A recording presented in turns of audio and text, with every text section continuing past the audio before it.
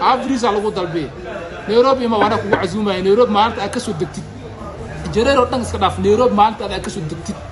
ima wana ku siinay raashin iyo wax alaal wixii aad aragtid ana ku siinay maalinka Nairobi aad lugta soo degtid waa soo socdaa leeyahay waa igu ballan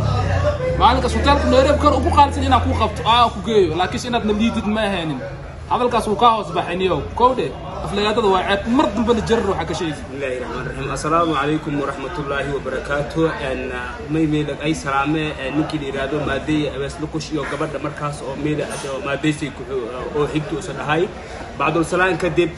maaday ambo abees lukush may in haystayni ambo gabadha mas'uuliyad ka dareerto oo beesha jareerweyn oo dhan iyo metelaayan markii ayaga meeliyo seedayan oo fadhiga azuumaadka ayaga lan ku weeri mal ku weerna macna dad oo ma aragta qadab xis kaliya mal ku weerna waa dad meel lan ku weeri shir culus iyo meel lan ku weeri in ayaga ka hadalan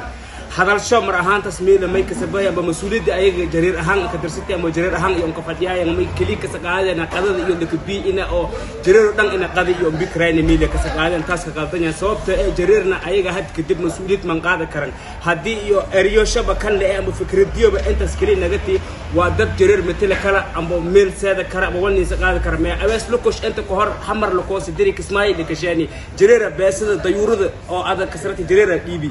tan hadda oo ma kanaga tiri jareer dhiibi maaday intee walkoodii oo jareer ma aragtaa oo ka foom gareeyay hadda meel seeda ka ay kila tali ay ka jeey xamar fadhiga adiga shirka